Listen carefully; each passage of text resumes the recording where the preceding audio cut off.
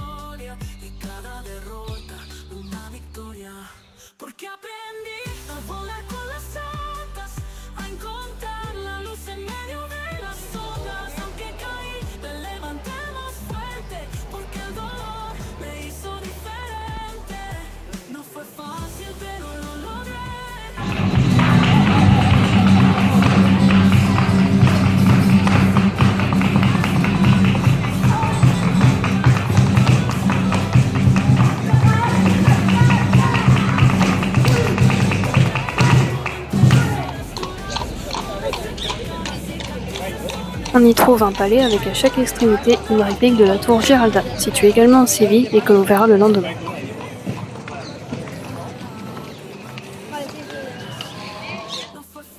Avant de rentrer, on s'achète des empanadas. Cela nous rappelle notre voyage en Argentine. Il s'agit d'une pâte brisée avec à l'intérieur de la viande, des légumes, du fromage, etc. On a pris des empanadas à plein de parfums différents pour en goûter. Viande de bœuf, poulet, jambon et fromage, thon et un fourré au ragoût de taureau qui est une spécialité locale.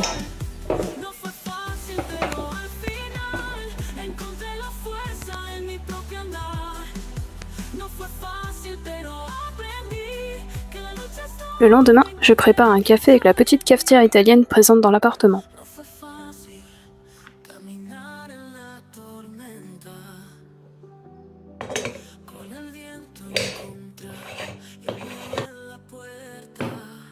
L'appartement était très fonctionnel. Vous pouvez compter environ 100 € la nuit pour un logement comme celui-ci, avec 2 chambres.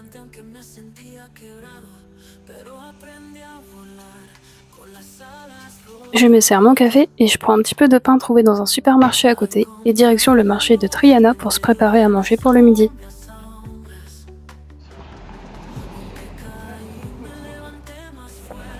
On y trouve plein de spécialités locales, comme du fromage aromatisé avec du chorizo, essentiellement des fromages à plate molle, de la charcuterie. On trouve aussi de nombreuses empanadas et des tortillas espagnoles composées d'œufs, de pommes de terre et d'oignons. Ce ne sont pas comme les tortillas argentines ou chiliennes composées de pâtes de blé ou de maïs et fourrées essentiellement au jambon et fromage. On trouve également des milanesas, de la viande de dinde frite qui vient de Milan.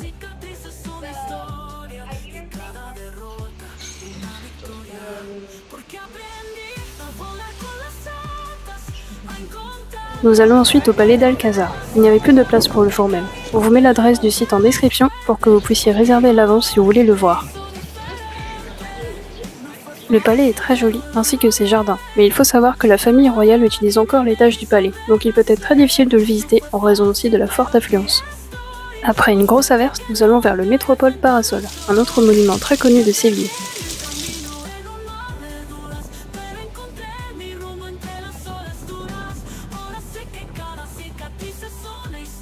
On y trouve un marché en dessous, et vous pouvez également accéder tout en haut moyennant la somme de 16 € par personne. Après cette longue journée de marche, on prend un petit apéro dans l'appartement avec du chorizo d'Andalousie. Et en repas, on teste la tortilla que nous avons achetée au marché. Elle était très bonne, avec un très bon goût et très fondante. Le lendemain, direction Almeria sous la pluie, où l'on a fait une halte à Antequera.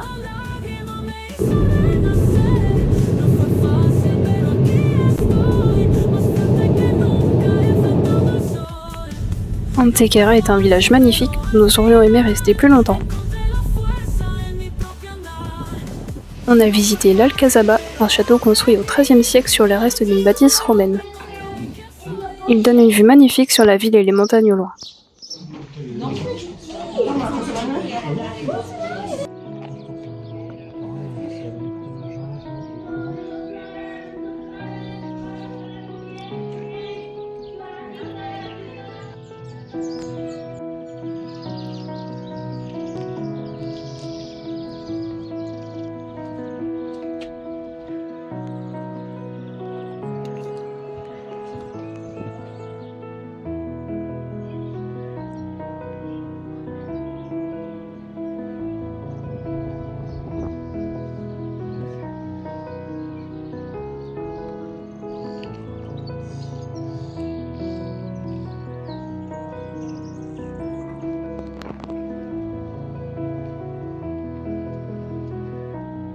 Nous partons vers Almeria en s'arrêtant dans la Sierra Nevada, un massif montagneux situé au cœur de l'Andalousie.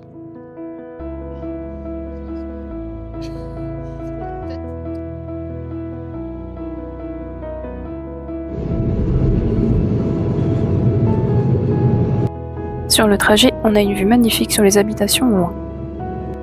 Et lorsque l'on s'approche d'Almeria, on commence à voir la Méditerranée. On verra aussi au loin les nombreuses serres d'Almeria qui comportent 30 000 hectares de serres agricoles, aussi appelées la mer de plastique. Après être arrivé sur Almeria, direction un restaurant afin de goûter les spécialités locales. On nous a servi des tapas, une sorte d'apéritif typique espagnol servi avec une boisson.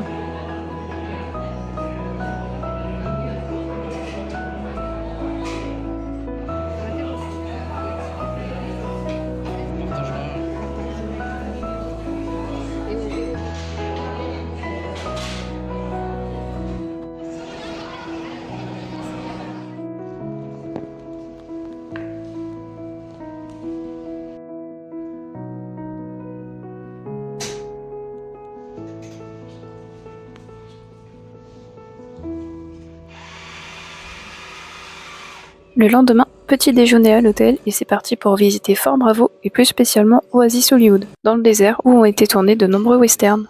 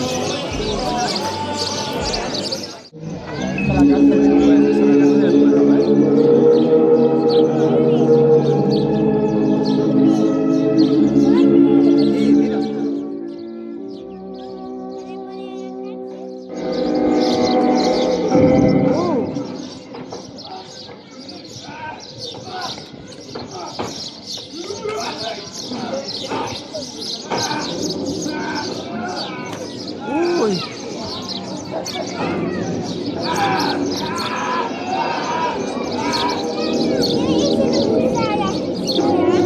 No sé, están peleando. Se ha caído abajo.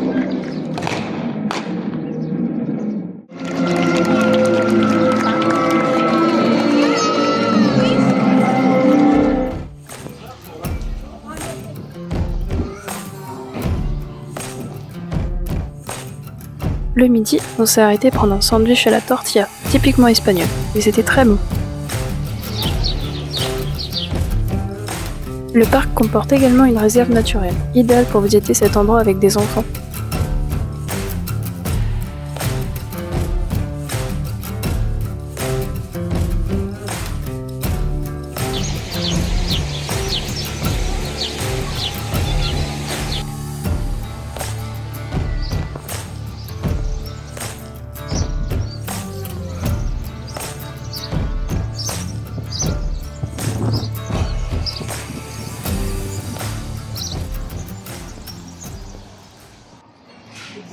En revenant à l'hôtel, on profite un petit peu de la piscine.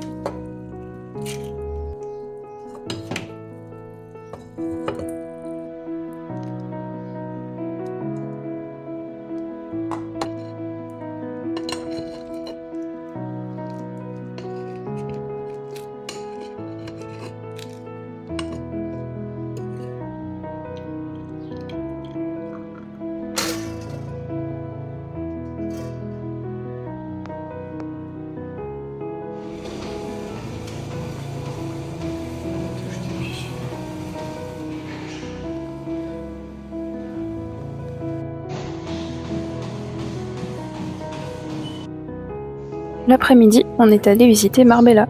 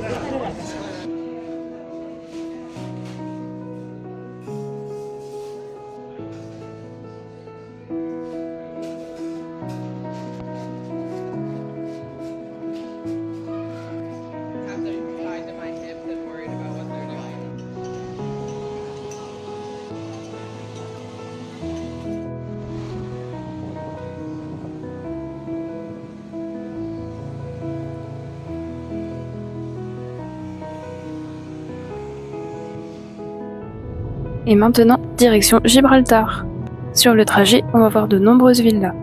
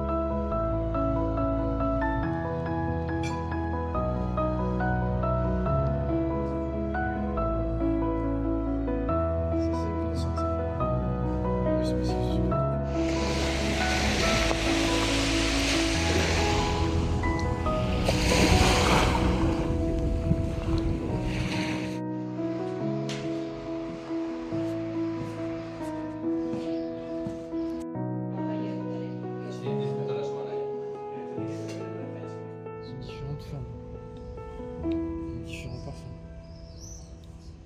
Il y a plein de trucs qui ressemblent à des villes.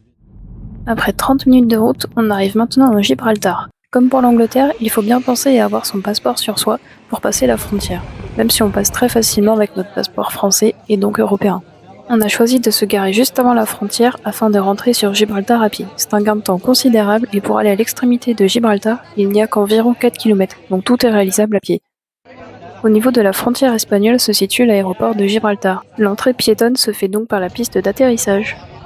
Et comme on est arrivé en même temps qu'un avion décollé, on a dû patienter.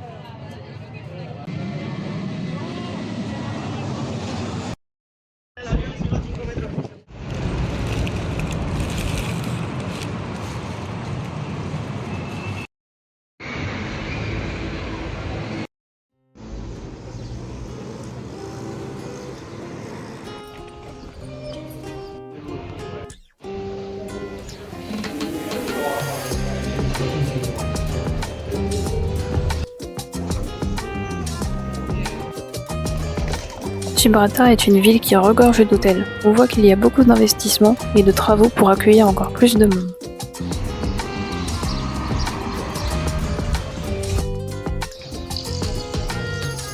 D'ici, on aperçoit le Maroc.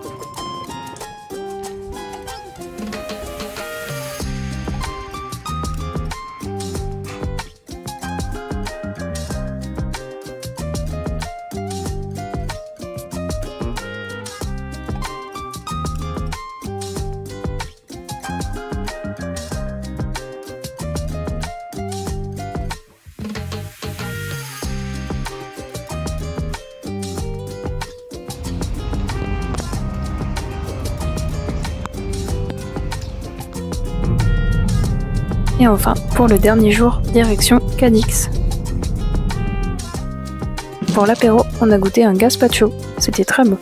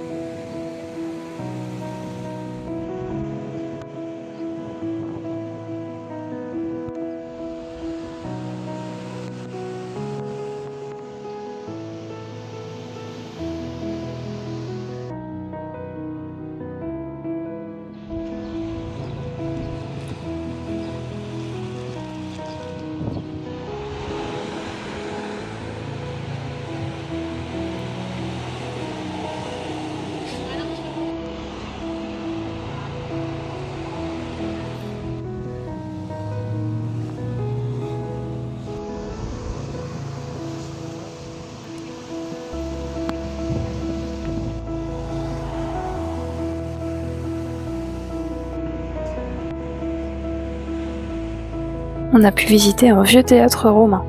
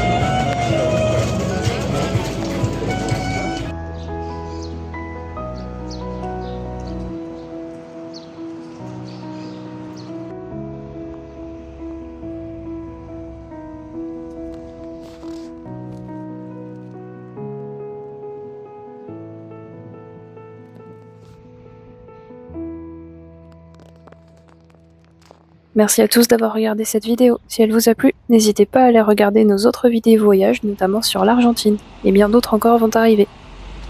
Et à la semaine prochaine pour une nouvelle vidéo.